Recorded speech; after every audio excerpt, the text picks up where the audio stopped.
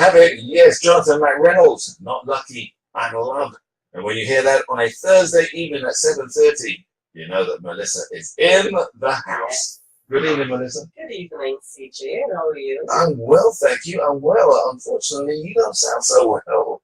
You know why? Yes, I could hear it in your voice. Unfortunately, everyone, Melissa's got a heavy cold. Well, thank you so much for still coming in. Of course, I have to do what I have to do. I'm a soldier, you know, CJ. There Come you go. on. I can I'm a appreciate that. soldier, I can so I appreciate cannot, I can defeat appreciate myself. I have to come. And then, we have a special guest in the house, Yes, so we I'm do. not going to allow you to interview him, and I'm not there. Come on. We're looking forward all week to Yes. having him in the studio. So Of course. I'll allow of you to course. introduce him. So we want to say good night to our radio listeners and good night to our Facebook listeners. Hi, good night, good night. And we have in house with us none other than Richard Seeley, our Minister for Tourism.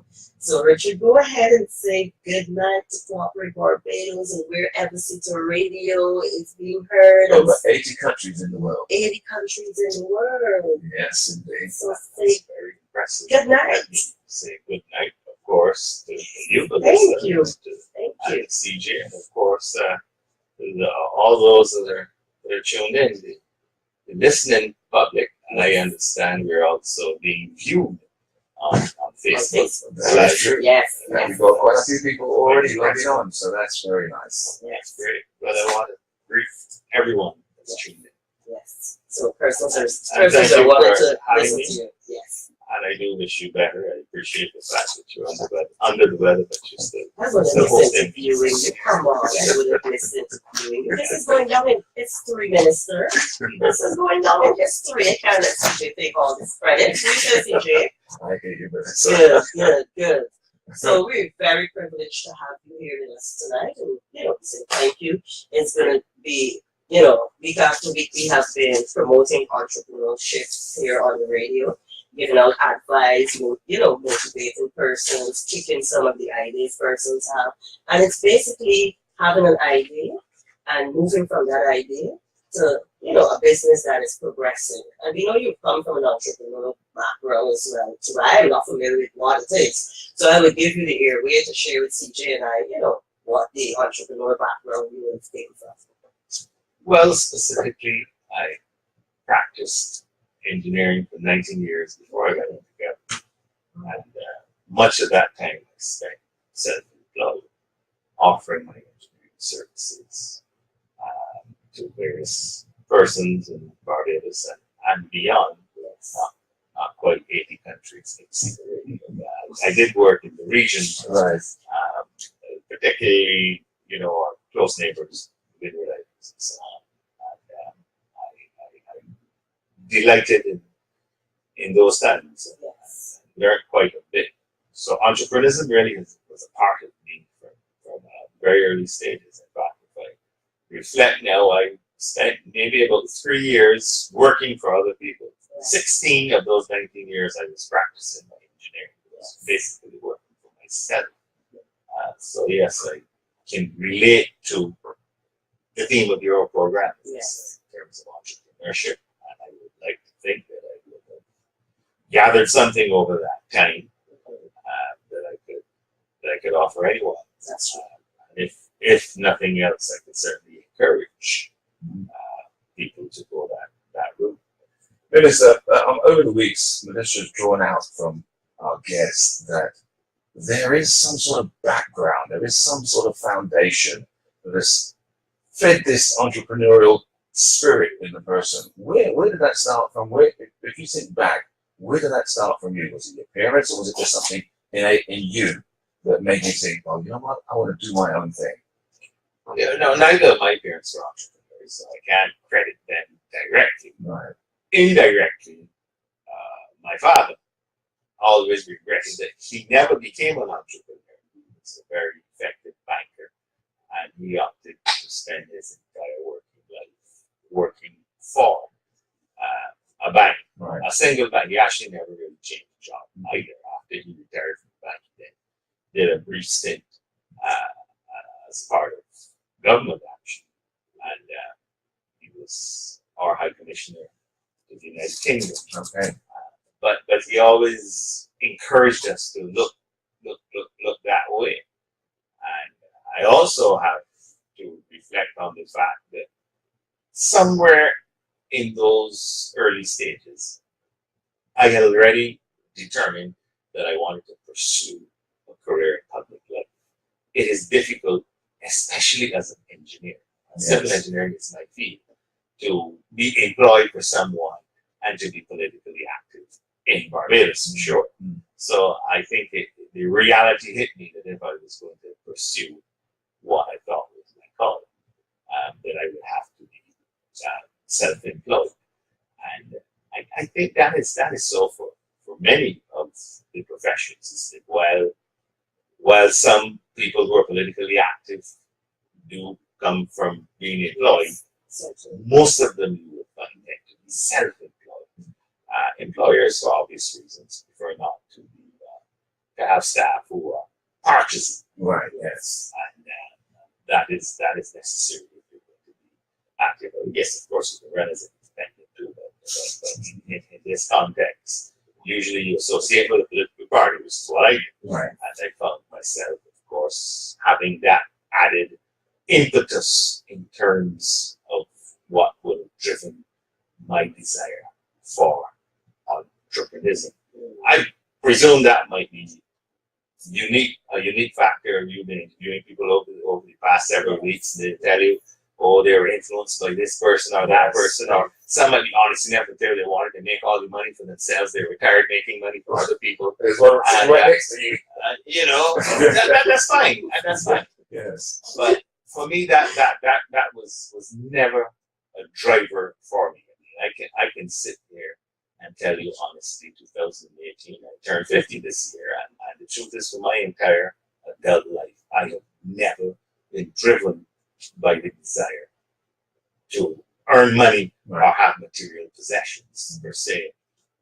When I graduated from the University of Florida, I was offered a job in Florida for a considerably larger sum of money than what I came home to work for. I worked for a local engineer here, the Lashley and Partners, it was called at the time.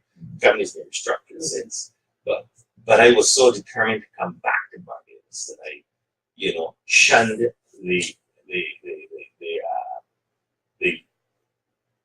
the land of Beulah, the land of corn and wine. Yes. I want corn and honey, sorry. but I was determined to do the greater good. I was always so I think that and I don't know if it probably is not that peculiar where some entrepreneurs are driven by the need to see more reward for their work, and there's nothing wrong with that. But some may actually have made a decision because it was better suited for whatever circumstances may have determined what they're doing in their life. I would imagine, for example, if you are keen on doing a lot of evangelical work or something, it may be better to be employ yourself rather than to get into confrontations with people on the job, bosses and HR departments and that type of thing. So it's a very interesting creature, this thing, entrepreneurship. Yes. I certainly, as I said, I delighted in my time. Yes. And would readily encourage anyone. I think that it's something that should be encouraged more in our society. I know that you that's not a unique point. You have heard that before. Coming from you, it makes much of a difference. Yes. And the thing is, it ministers, because time and time, CJ and I, we are saying to the public that it has to be something government is trying to say to us because they are pushing this entrepreneurial stuff. And it's not only happening here in Barbados and throughout the region, but this is a worldwide spectrum where entrepreneurship, is taking effect because people are being laid off and stuff like that. Young persons are coming, some of them are coming with different knowledge that, come into the entrepreneurial field. And we said time and time, it has to be something government is trying to say to cooperate Barbados, extend to what others are saying in the region. So what is your take on that? Oh, absolutely. I think that the future, or should I say the reality of our future is that more people have to employ themselves, more people have to employ others. Yes. And, you know, when we speak, for example, of the challenges that government is having, we talk about fiscal challenges, which is basically government spending. The single largest item that we spend on is remuneration, wages, and salary. Right. And if it is that we have to control that, it is only obvious that we would expect these people to set up businesses and to, in some cases, employ themselves and employ others. So I think that it is a natural that as we continue this process of nation building, that we have to look far less to the state providing a government job, and where we can develop micro enterprises, medium-sized enterprises. So that will not always stay that size. Some will become transnational, some will become large. But indeed, there's nothing wrong with someone, offering their skill set to someone who's willing to purchase them. And so it can be at that very individual level, or it can be at a micro level where you may employ a handful of people, and then of course eventually growing into something larger. But we do have to go in that direction.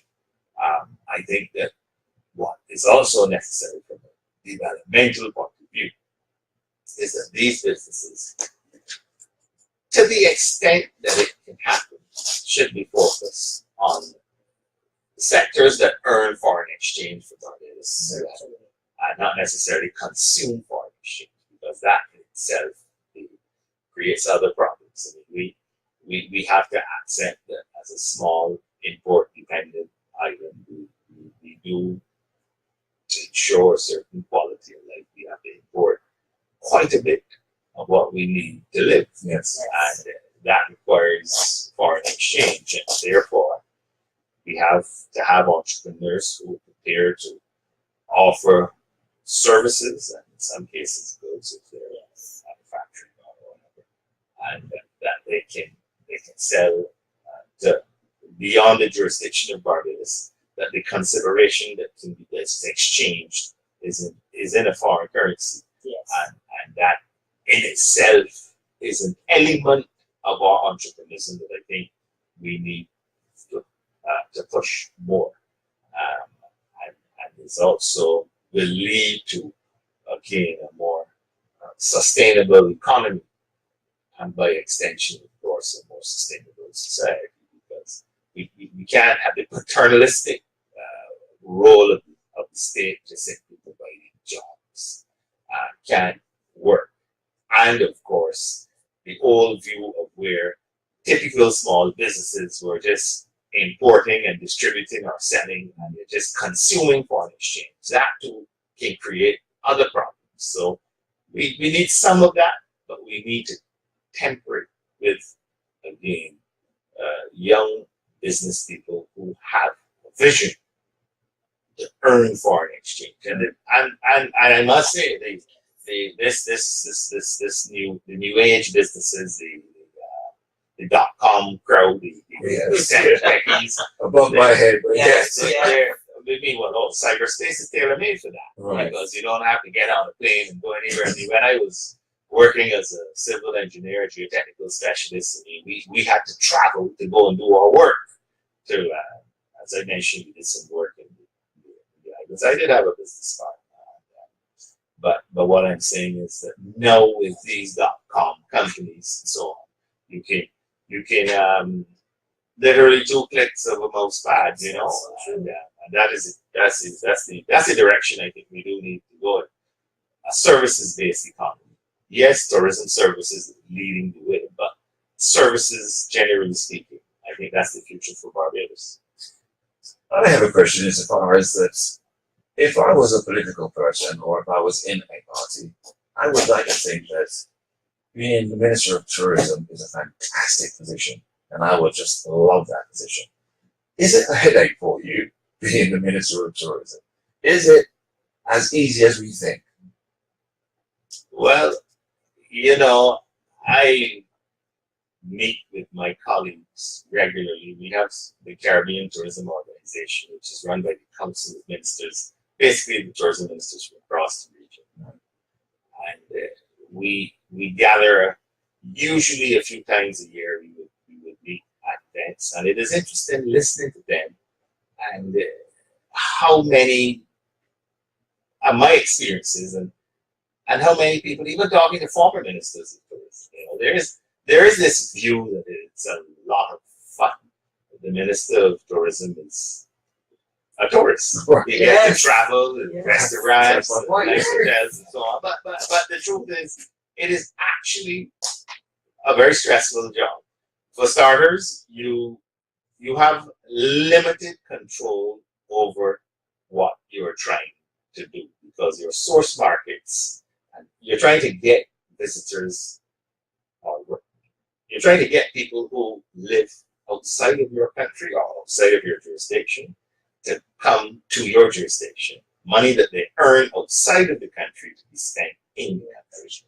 And that means you're relying to some extent on the economic realities of other countries. Right, yes. So you have no control over that necessarily. Yes, you have to tweak your marketing program and you can promote differently, do targeting and so on.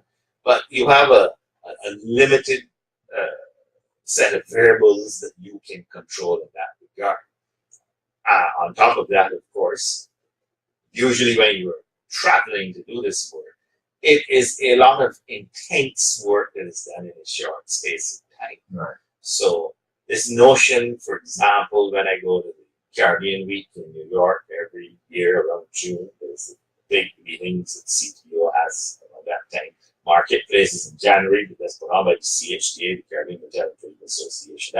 That goes different territories, but it is not fun.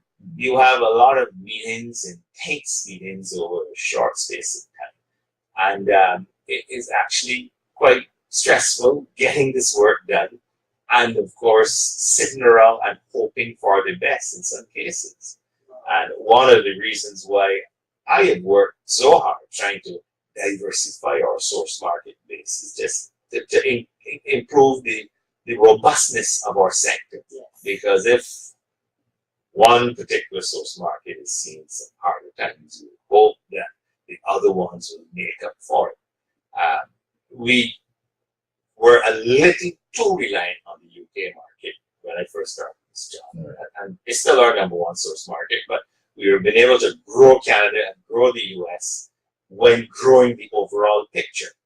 And in essence, then the sector becomes more robust. Now, there are some other Caribbean territories where it's a lot worse. You take Jamaica, for example, probably close to 80% of their business comes from North America. Right. Bahamas is probably even north of 80%. So you have territories that are very reliant on a single source market, and that is not good. Well, actually, we try to but Minister, that is actually quite forward thinking on your part, really, because you're basically saying, don't put all your eggs in one basket.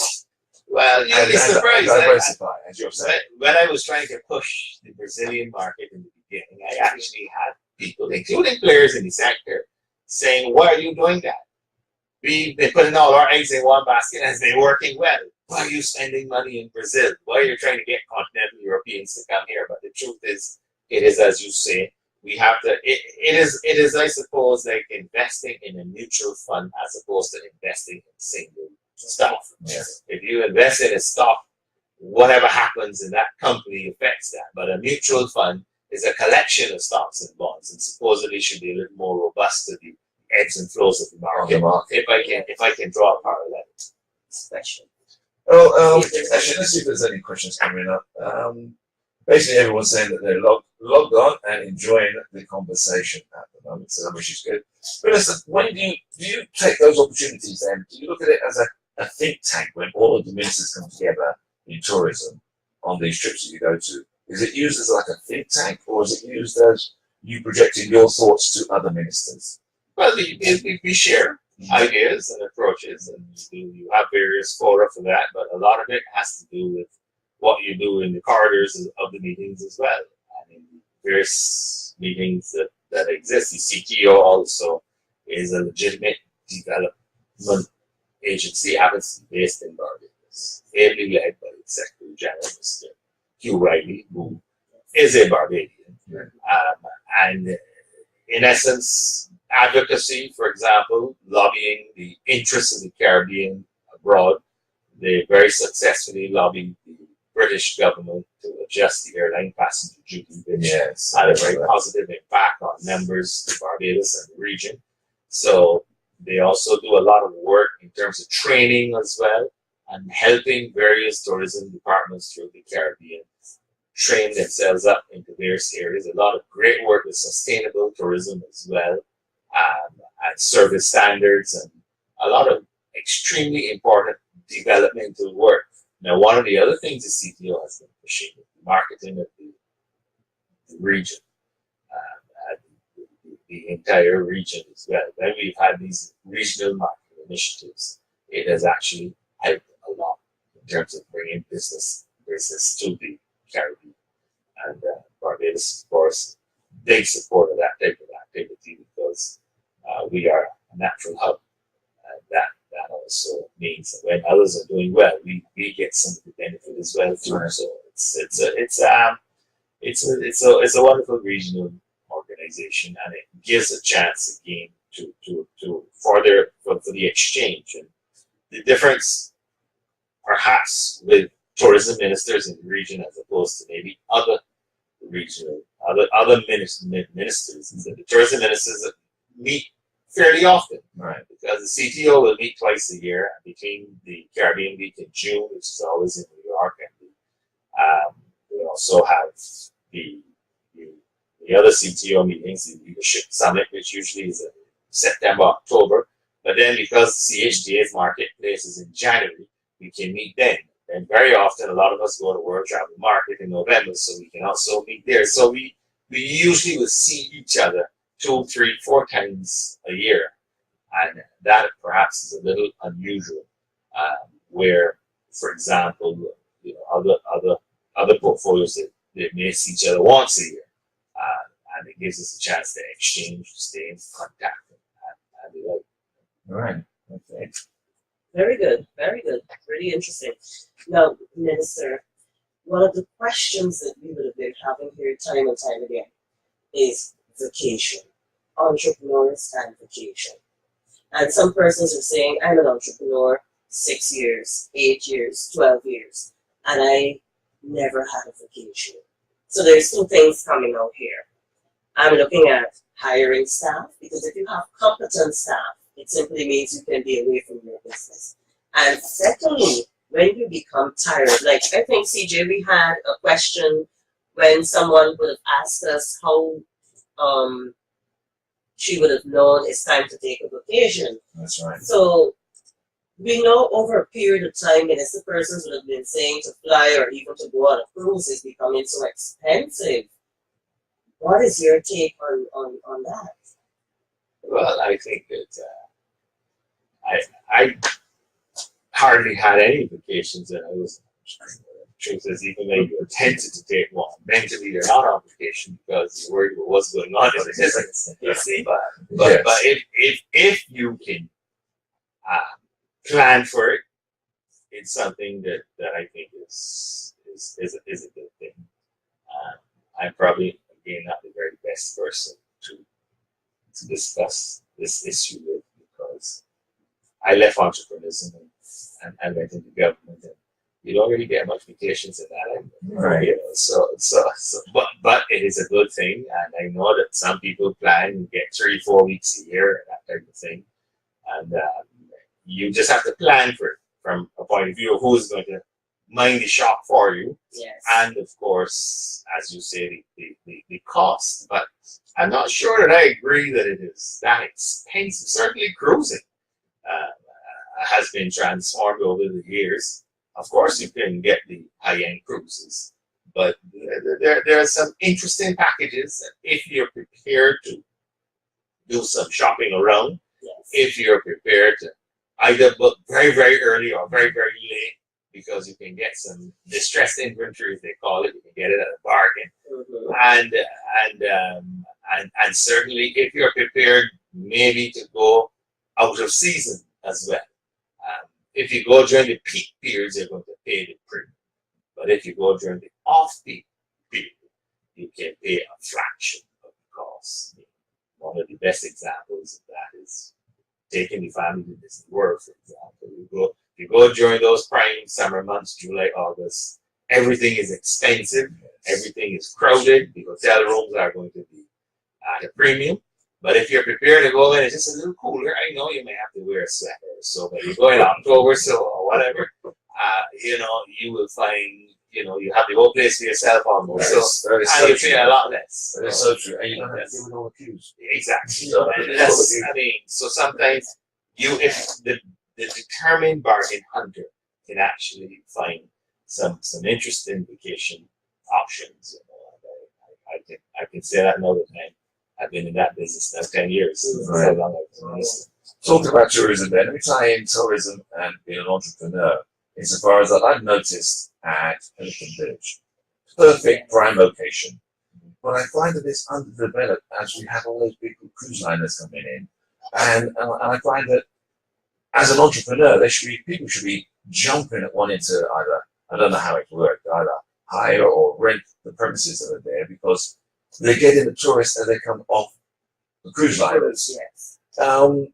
Are you all for pushing that local entrepreneurial enterprise close to the ships or close to the tourists as they're coming off? Absolutely. We are constantly looking at seeing what we can do in terms of entrepreneurial opportunities in the context of tourism. The Barbados Tourism Product Authority that was established only a few years ago was charged with the task of specifically dealing with that issue, among other things. They're talking to the IDC about that Pelican Village location. Okay. And generally speaking, what can be done there to make it a little more warm and encouraging. The truth is that, the old Pelican Village probably did better tourism-wise than the new one.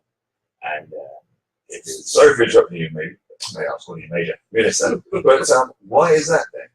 Well, the older Pelican Village was warmer with the thatch roofs and so on. And I think that when it was redone, it really looks almost like a collection of offices almost. It's not it doesn't draw people in like how the old one did. But having said that, there are perhaps other things you can do that we have to look at. And the Barbados Tourism Product Authority is looking at that. Having said that, we also have to accept the reality that the real estate in that general area needs a fresh look at what we can do. I mean, we are actively looking at major development of the Bridgetown port so we can separate cargo from cruise and improve the arrival experience of the cruiser. As it stands right now, certainly the main Deepwater Harbor element of the Bridgetown port has changed a little from 1961 when it was first opened. I mean, we've done some little things along more recently. We changed the gate, we upgraded the gate. Shallow draft would have been built a few years on. The elements have been changed, but the outer footprint.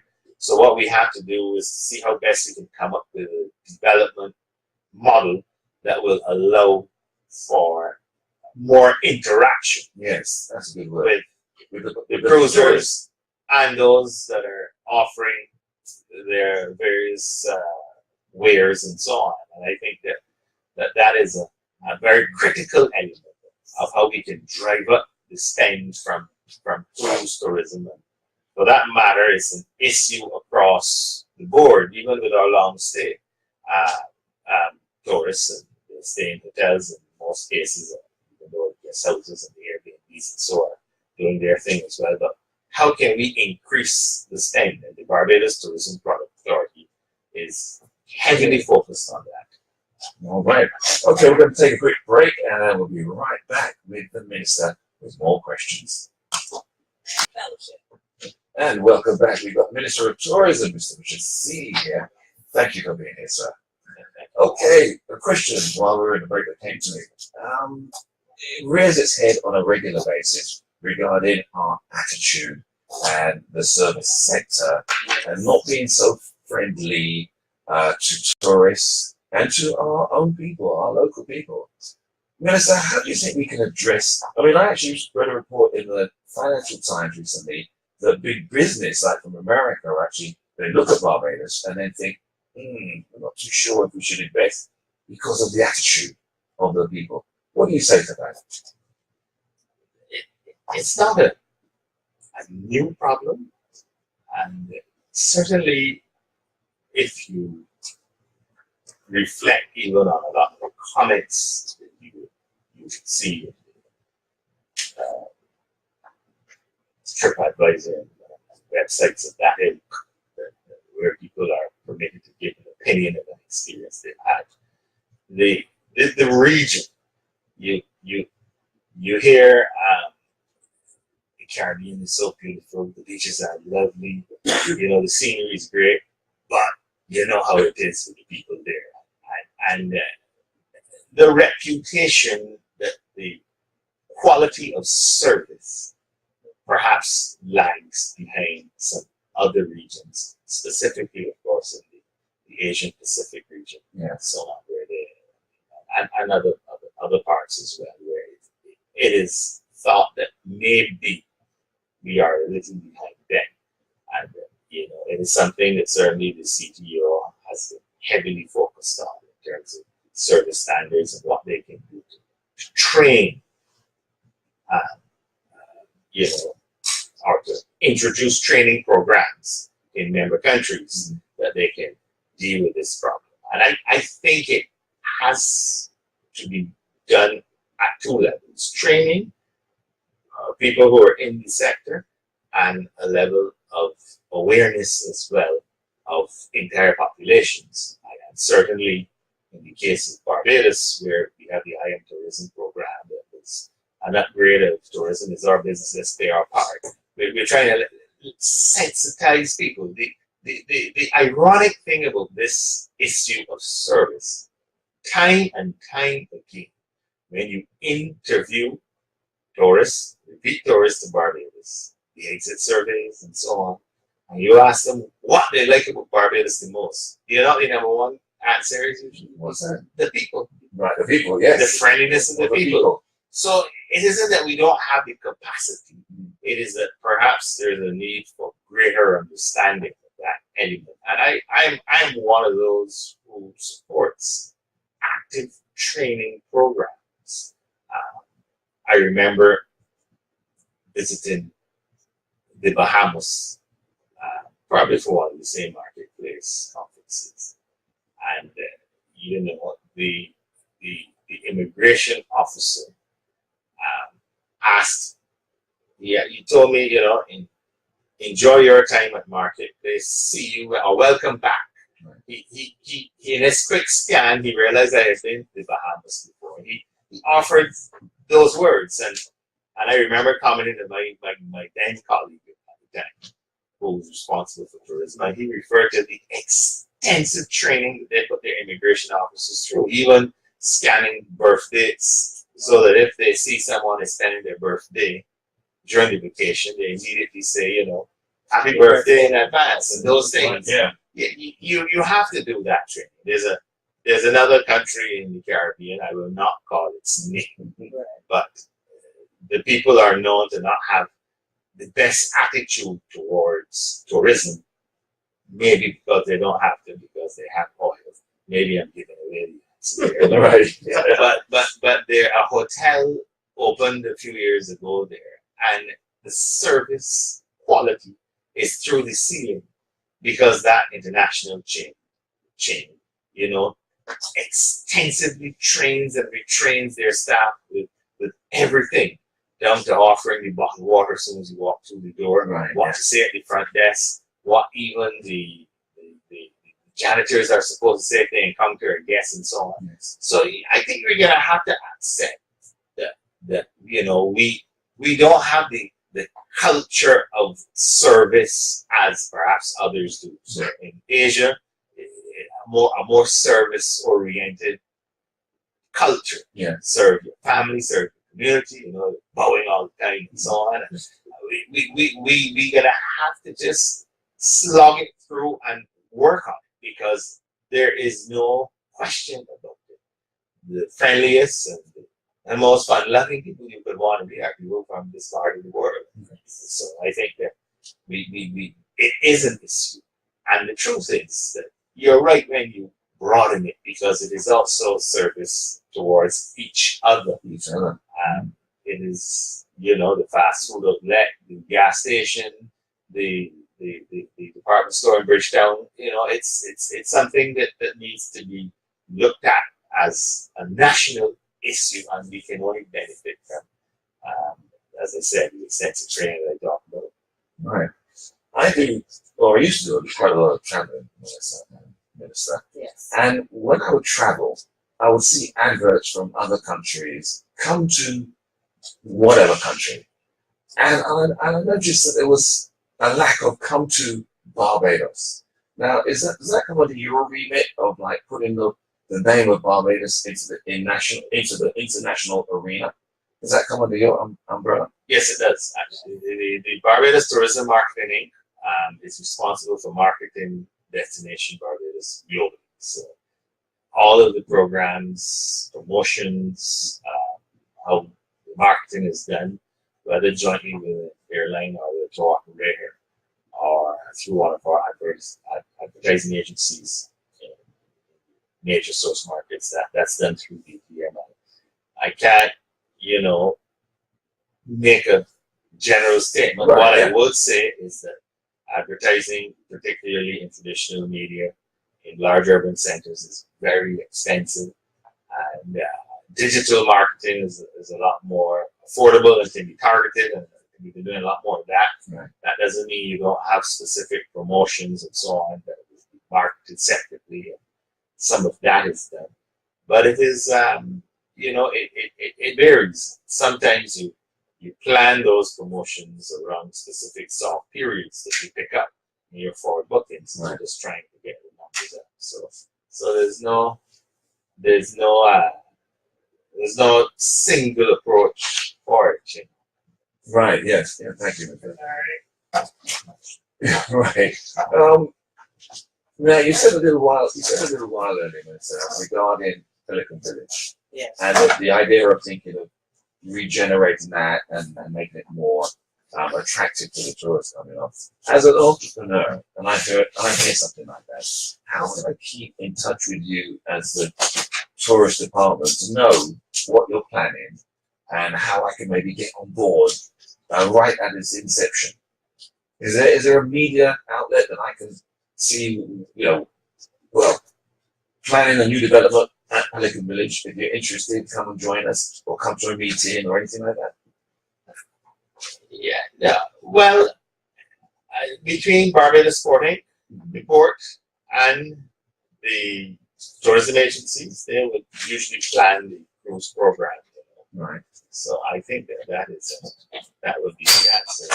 Right. The answer to that. So as I say, if I wanted to set up a business there, I would go through those bodies and ask what's happening. The IDC still has responsibility for Pelican Village at the moment.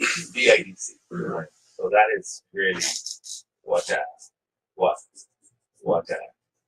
agency that would be responsible for Pelican Village. Yeah. I'm using Pelican Village as an example, Yeah. but just in case you come up with some other sort of schemes that are happening around the country, around the island, and you think, and I'd say that I'm an entrepreneur and I'm thinking, well, I just heard the minister talk about this. I want to get You should on board. talk to the product authority Right. first and foremost. Okay. It's ably led by Dr. Carrie Hall, Mhm. and she has a number of offices there. It's a small department, but they do amazing work, and that they will be able to best advise you on those general items. Right, yeah, because obviously you want to get in right at the inception of whatever idea you might come out with to like really capitalize on it. So that's why the question came to me. What's your vision for tourism in the future? Where would you really like to see tourism take this island? I see tourism as having the potential to really be a sincere tool for the holistic development of Barbados. We recently received an award from an agency over the UK. They interviewed a number of different visitors. They received 1.4 million responses on 140 different destinations on a variety of different elements. And Barbados came out on top, having the highest destination satisfaction index. That's score of 8.8 out of 140 destinations globally. Now, it is very impressive, but what it tells us is that we're on the right track in terms of the visitor experience. And if you couple that with what we're trying to create in terms of attracting investment in the sector, building out more hotel rooms, creating more jobs, earning more foreign exchange, building out the sector, but doing so in a responsible and sustainable way, we have the potential to create sufficient jobs through tourism that we can actually reduce unemployment to insignificant levels. That is my real vision for the sector.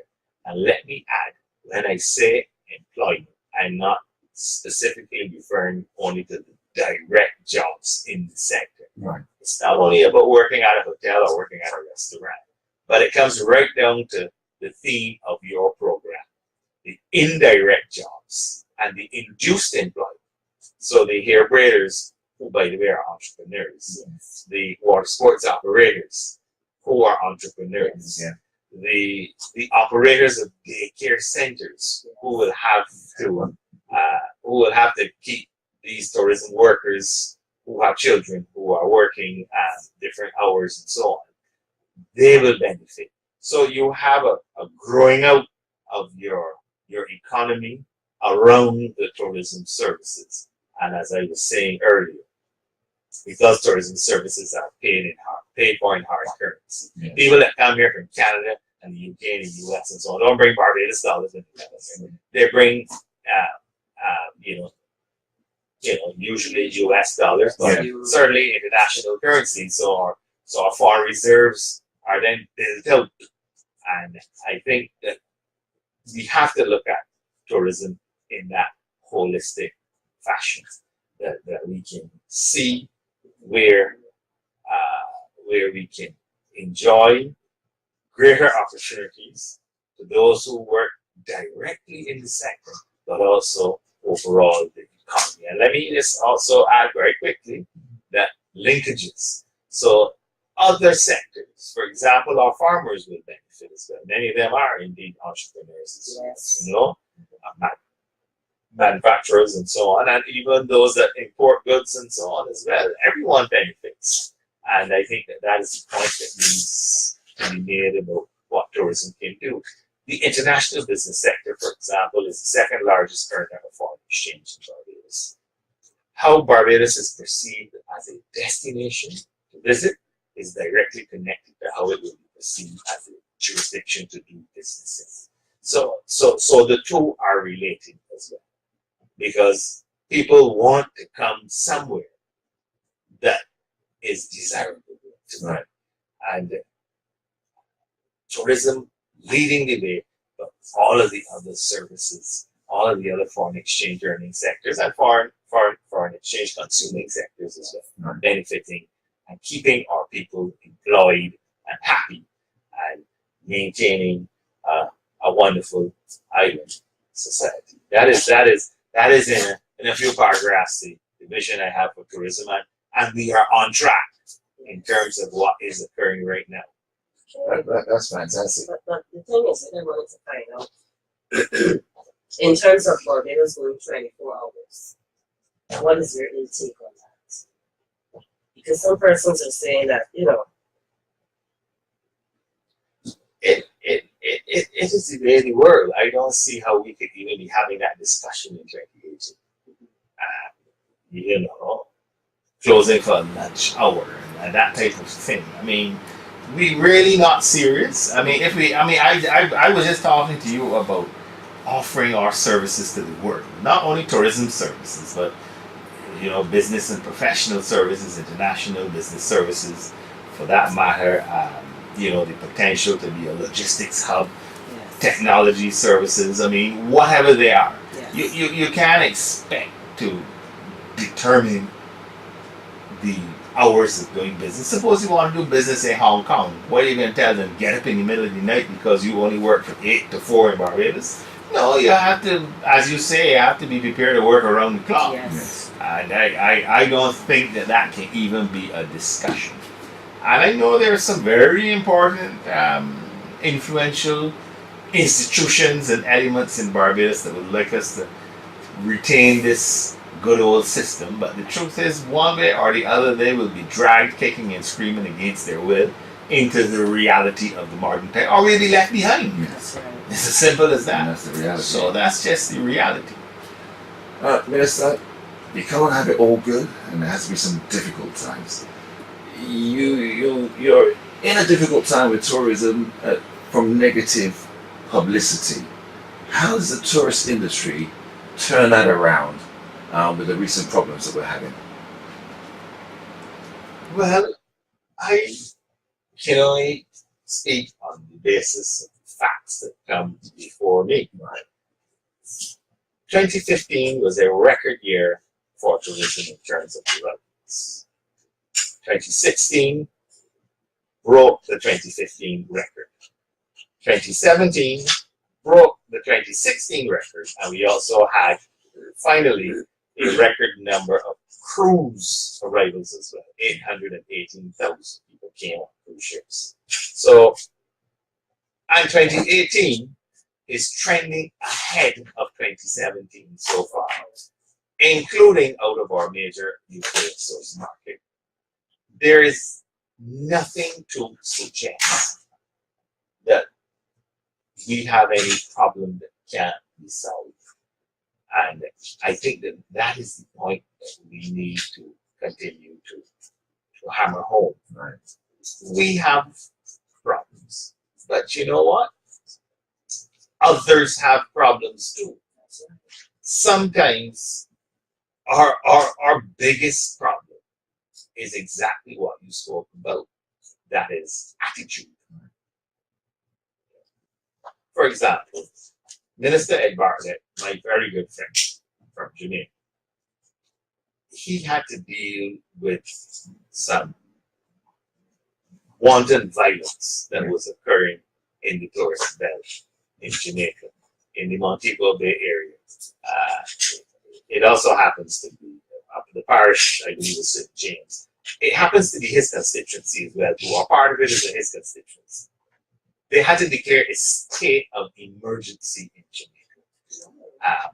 In that particular area, it was well publicized in the media and so on. You know, and to his credit, he spoke and he was going on a worldwide trip to let people know, look, we got this thing under control. Jamaica is still open for business. At no stage did the Jamaica Hotel Association think it was necessary to put out a press release highlighting this thing. Right. You know, at no stage did important institutions in Jamaica feel they needed to highlight it. They thought, look, let's come together and see how we can get to the bottom of it. You know, it seems as though the minute anybody stumps their toe in Barbados, you have everyone is ready to call a press conference and say, oh, look, the world is falling and forward bookings are going to be affected and everything is going down through we're going through the chute. It is to say that we do simply need to change our attitude. Our infrastructure is being tested a great deal. There's no question about that. You know, our water supply, our roads, how we dispose of our sewage, etc. All being tested, our health systems, the various problems that we encounter socially and so on. They are there. We are not ignoring them. But through it all, Barbados can not only have more people visiting us than we've ever had in our history, but we can have these said people stating, according to Norstad, not Richard Seeley, not the Ministry of Tourism, not the government of Barbados, not the Democratic Labour Party or any institution that is biased or has a vested interest on this issue. But others are saying that this experience is the best of 140 destinations around the world. Now, the score was 8.8 out of 10. I would like to see that at 9.8. I'm not satisfied, and I'm not sitting on my laurels. I didn't string up a hammock home to my house and put my and lie down because we're number one in the world. I do believe that there are things that we need to improve, and we are working on improving those things.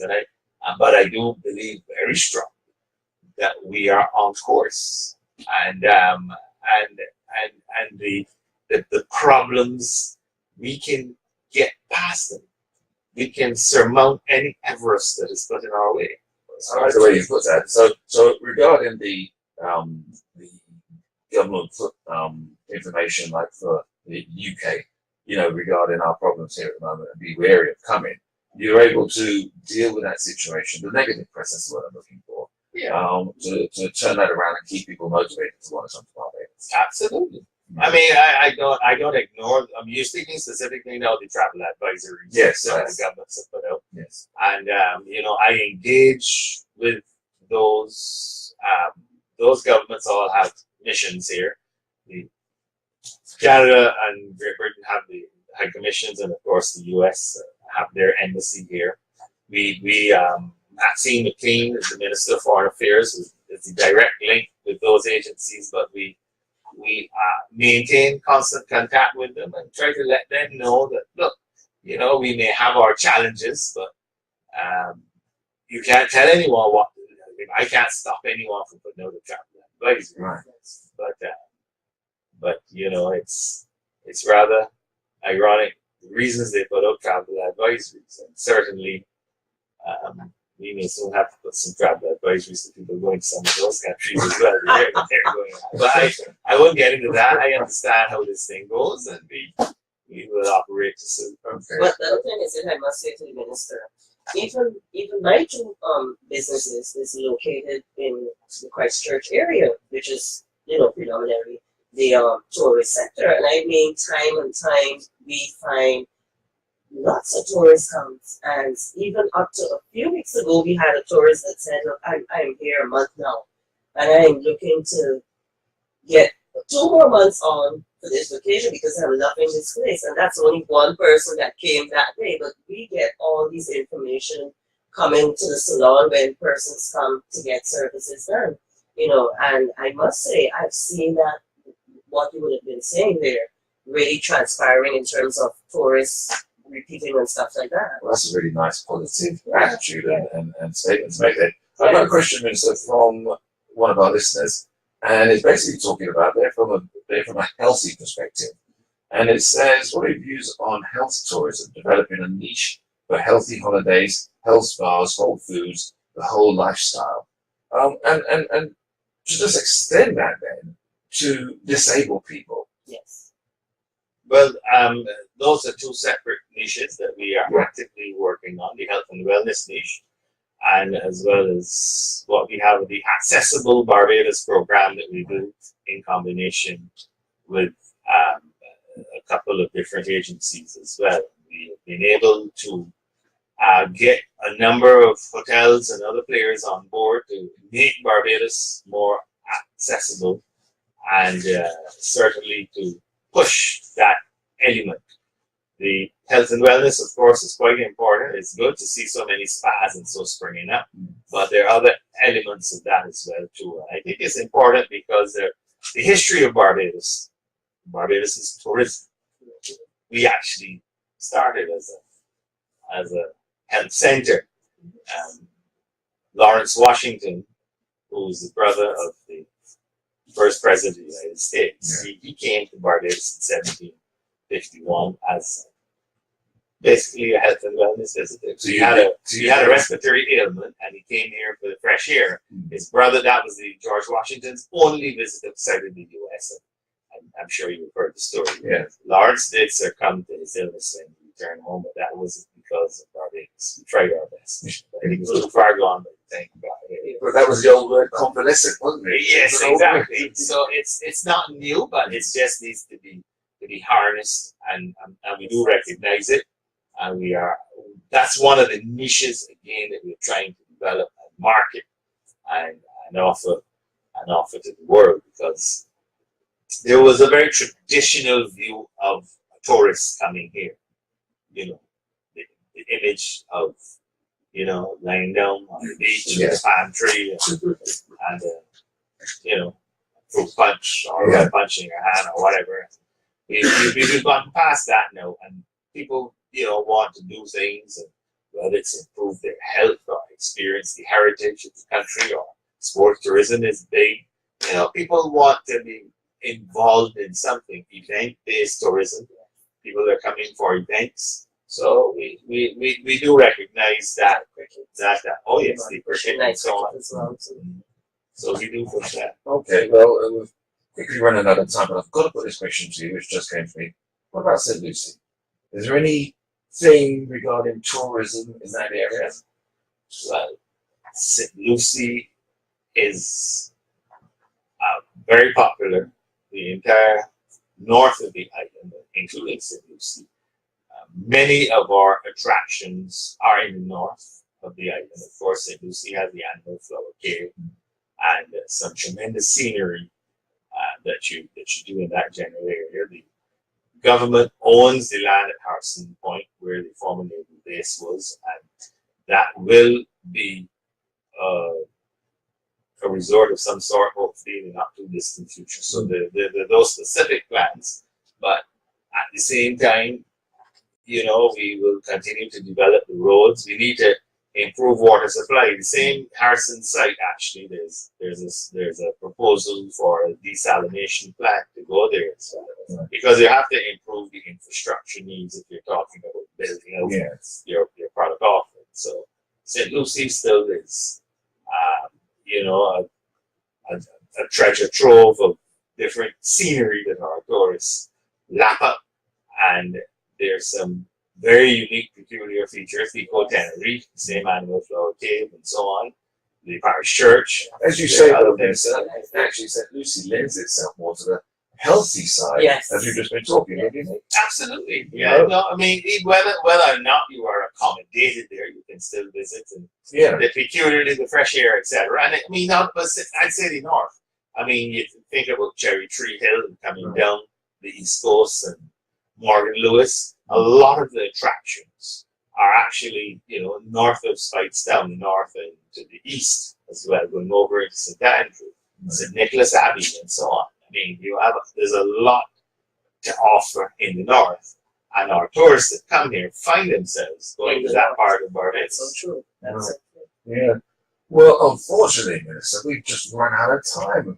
We've gone so quickly, and I've got so many questions. Exactly. But so just to address what you just said there, Minister, the caller was basically saying that they're liking the fact that you acknowledge the healthy side of coming to Barbados and the ideas that you have for potential healthy lifestyle, and vacationing. I'm particularly pleased to hear about the disabled fact as well, that you're looking into how we can accommodate. My entrepreneurial brain is ticking over on that side of the disabled fund, because there's so many things you can offer for disabled patients. Partners, the Barbados Council for the Disabled, that we work with in Accessible Barbados, in that program that we do. Well, I'll hand over to Melissa with the final word. I know you've had a difficult time with your throat this evening. It was hard when the EAC's on here. Yes, so, Minister, we want to say thank you very much for taking, you know, some of this time out to be with us. It has been very informative. We wish you all the best, and we'll be calling on you again and again and again, so that you can answer our call and come back and keep us focused on entrepreneurship. All right. So we just want to say thank you and blessings to you again. Thank you very much. And CJ, you can put in your piece in there for yourself, please. Thank you so much, Minister, for being so open and hospitable with us this evening. And my pleasure. This was a great evening. Look forward to doing it again. Most definitely. And I'd like to say thank you to everyone on the Facebook page. We've got so many people on the Facebook page that logged in with us as well. And good comments this evening as well on our Facebook page. So once again, thank you, Minister, for taking the time out and being with us, and as I say, being so open with your answers to the questions. Thank you so much. Thank you.